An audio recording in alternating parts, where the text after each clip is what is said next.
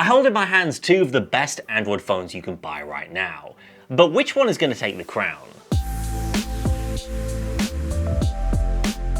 So this is the Galaxy S23 Ultra and this is the Google Pixel 8 Pro.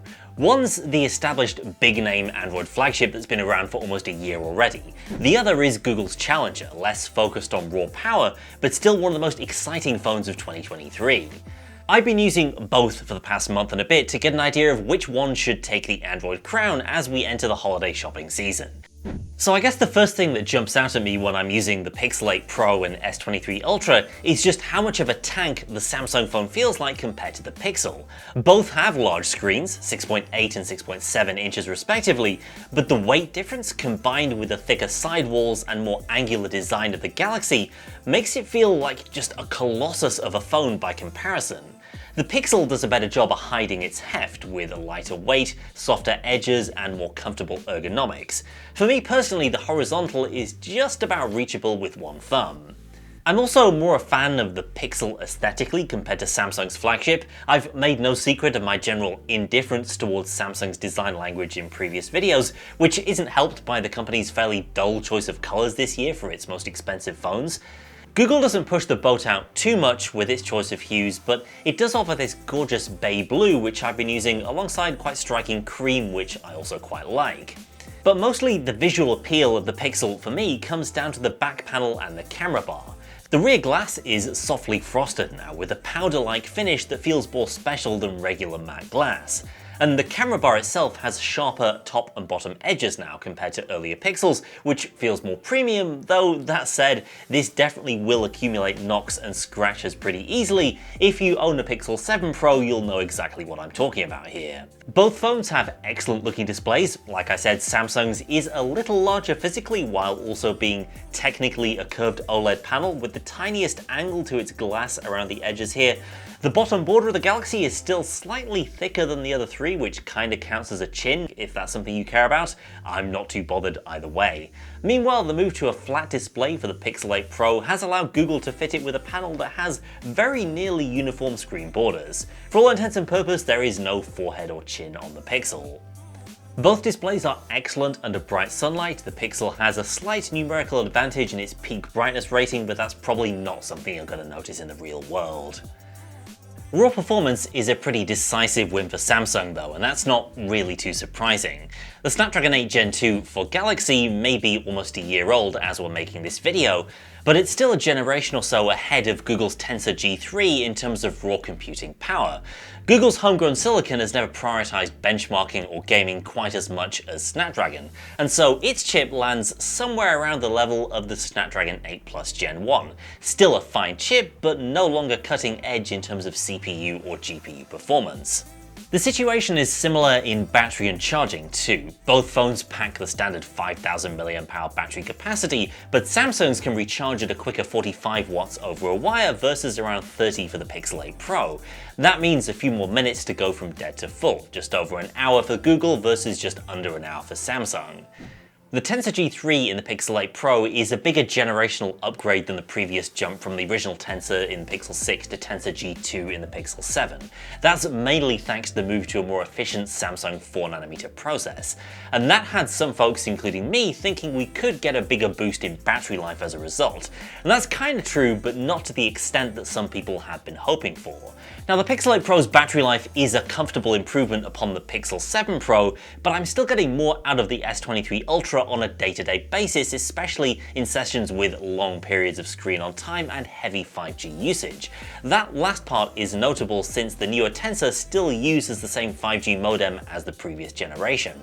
So maybe some minor disappointment around Pixel 8 Pro longevity. It's still fine, I guess, 5 or 6 hours of screen on time over a day's use versus 6 or 7 from the Galaxy, but still no denying Samsung's lasts longer and refills quicker. On the software side, the Google phone is designed to be your AI-assisted personal portal into all your Google services, whereas the Galaxy experience is more akin to a PC in that you have a ton of functionality and features at your disposal and then it's up to you how you want to use them. Visually, I think I still prefer the way the Pixel UI looks compared to Samsung's One UI. The display density has been tweaked on the Pixel 8 Pro to help it fit more information on screen at any one time. It's probably not a coincidence as well that the overall information density on the newer Pixels is closer to that of the iPhone Pro Max series. I'm generally in favour of this change, but it does make some parts of the home screen launcher look a bit sparse given the absence of a 5x6 icon grid option. Otherwise, I appreciate Pixel-only features like the enhanced overview mode, allowing easy copy-pasting of images and text between apps. The at-a-glance widget has become more useful with scrollable content, and would you look at that, the Google Weather app has even got a much-needed makeover, complete with new froggy visuals. When it comes to using a Pixel though, most of my favourite features are photography related. Google's best AI-powered photo features tend to land in Google Photos first on Pixel phones. And the biggest new addition for the Pixel 8 is the Magic Editor. This generative AI-assisted feature is an extension of Magic Eraser, with the ability to move around subjects in your shots and realistically replace the areas where they once were. The reality of using this feature isn't quite as revolutionary as it seems from Google's promotional materials, but it's still a really neat addition that no other phone can directly match. You can be pretty sure Samsung is already working hard behind the scenes to replicate this. For the moment, on the Galaxy side though, you're limited to the built-in object removal tool from the Samsung Gallery app. Another big AI feature is the 8 Pro's AI wallpaper capability, giving you a mix and match selection of whimsical backgrounds plucked from the imaginings of Google's neural network. The quality often isn't amazing, but I've gotten more than a few neat looking wallpapers out of this feature. Mostly though, we're waiting on the arrival of Google Assistant with Bard, not a Pixel exclusive, but coming to the Google phone first among other models. This is the version of Assistant with the Bard generative AI chatbot built in, potentially making Assistant a lot smarter and context aware. We'll check back in a few months when this is finally available, but it could be a real game changer for either or both of these two devices.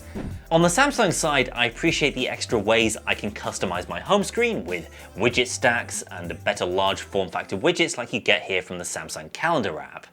The Edge panel makes multitasking quicker than ever with shortcuts to favorite apps and app pairs always a swipe away, and Samsung's split screen and windowed multitasking modes are better than the equivalent feature in vanilla Android. You can juggle around a whole bunch of these little windows at a time.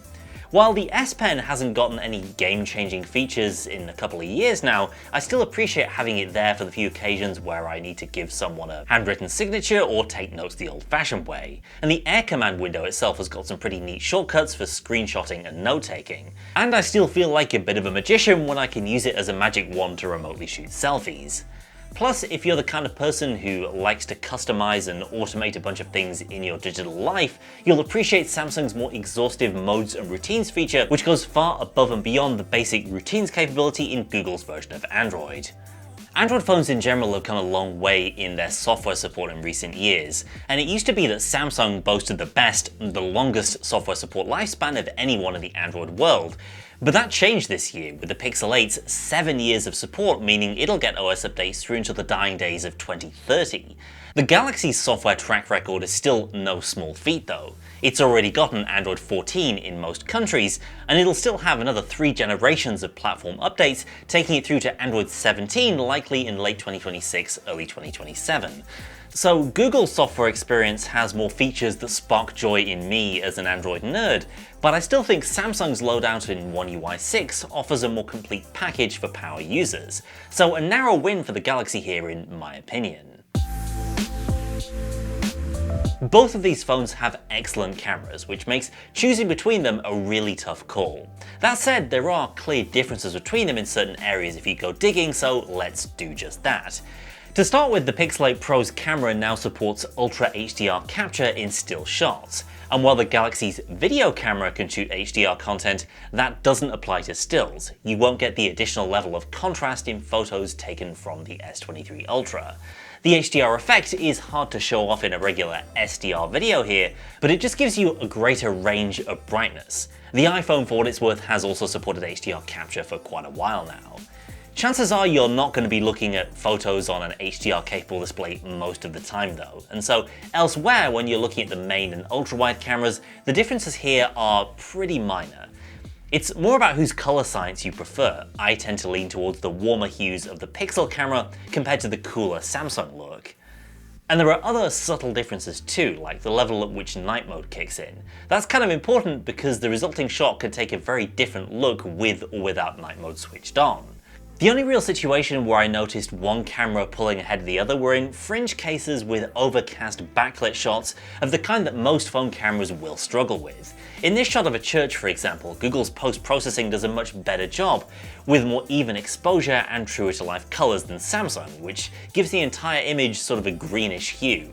A similar kind of shot here with the same green cast, though to a lesser extent. Both are perfectly fine shots, but I definitely prefer the colors in the Pixel image. As you'll see here in this ultra-wide comparison, there's less of an HDR halo effect in the Samsung shot, but Google still produces more pleasing true-to-life colors. I also noticed slightly wider ultra-wide captures from the Pixel's cameras, and Google's ultra-wide also held up better in darker or backlit scenes compared to Samsung's, likely on account of its larger sensor. When you dive into the world of telephotography though, things get a lot murkier. That's because you're comparing a 3x and 10x camera, both of which have smaller sensors on the Samsung side, to a larger 5x shooter with a brighter lens on the Google phone. And that means you're in for a lot of situational results, where the phone taking the best shot tends to be the one with the optics most closely matching the zoom level that you're shooting at. Generally speaking, the Pixel does a decent enough job with digital zoom at 3x going up against the Galaxy's dedicated 3x shooter. Some details are a little softer as you'd expect, but even in lower light, this is a perfectly fine looking photo that'll look great on social media. At 5x, you start to see the limits of Samsung's smaller sensor behind that 3x camera, as it goes up against the Pixel's larger sensor and brighter lens at a 5x zoom level. Particularly in lower light, you'll notice more grain from the Samsung shot, and just a clearer image more generally from the Pixel. In lower light, both phones are excellent performers. As mentioned earlier, few differences of any real consequence here with the main shooter, outside of color science, which mostly boils down to personal preference. Google pulls ahead a little in ultra-wide, I think, with brighter shots and more true-to-life colors, although I did notice a little HDR fringing around the edges of brighter objects in certain Pixel shots like this. At longer zoom levels, it's a much tougher call. Samsung has a native 10x zoom camera, but with a significantly smaller sensor behind a narrower aperture. Meanwhile with Google, you're using a digital crop, though from a larger, brighter imaging setup. So it's kind of a wash at 10x. In darker conditions, Samsung is still a bit sharper and less prone to motion blur, but Google does bring in more light. Regular daytime shots at longer range though remain one of Samsung's greatest strengths. Google can hang in there with competitive shots past around 15x, but at 20 or above, it's a very clear win for the Galaxy's camera. There's just nobody that can match Samsung at these higher zoom levels. In video mode though, it's a fairly close contest when compared at 4K 30 in SDR mode.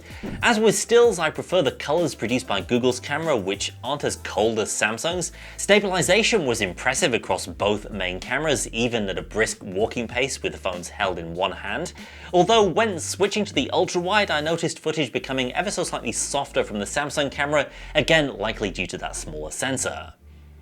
In longer telephoto shots though, once again it's a win for Samsung just because of that native 10x zoom level. The Pixel's 10x footage looks perfectly okay, but in this comparison here showing the flag at a distance, it's a much more obvious digital crop in the Pixel footage. So moving beyond 5x in video on the Pixel, your options are going to be a bit more limited.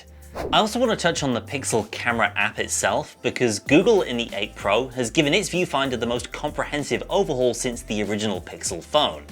A bit of the point-and-shoot charm of earlier Pixels has been eroded a little in favour of more control over which sensor is being used and exposing the kind of pro-focus settings that would have previously required a third-party camera app or a hacked version of the Pixel camera app. I'll be honest, I think the design here still needs a bit of work. In particular, in certain situations when switching modes, you lose easy access to the zoom controls along the bottom here. And unlike previous Pixels, it's not as easy to immediately tap and adjust the shadow or highlight brightness. Instead, that's now buried behind additional layers of menus. So I think some changes are needed here, and the ideal layout probably lies somewhere between the simplicity of the old Pixel camera app and the new more convoluted UI that's on the 8 Pro right now. So as great as these two are, we have to pick a winner, and for me, after several weeks with these two phones side by side, I'm gonna pick the S23 Ultra. Now, that might be a surprise considering this phone is coming up to its first birthday, but there are some important things to consider. When it comes to photography, overall, it's kind of a wash. There are some things the Pixel is better at, like color science and ultra-wide performance. Meanwhile, Samsung pulls ahead in telephoto and video in certain situations. The Pixel has a great loadout of AI-enhanced features which I love, now playing, call waiting, and hold for me, all of which are designed to make your phone more useful in ways you might not expect. But the thing that swings it to Samsung overall for me is the raw power of that phone. The fact the battery lasts longer and charges more quickly, the extra base storage, the more efficient CPU enhanced by performance profiles, and the fact that One UI in general is just better at juggling multiple apps than Google's version of Android. Add to that the discounts already on right now and sure to be coming in the holiday sales, and for me that means even though this phone is almost a year old, right now it still beats out the Pixel overall. But that's just me. Hit the comments to let us know which one of these you'd pick, stick around and subscribe for more S24 Ultra coverage coming in the new year. Thanks for watching, and I'll see you next time.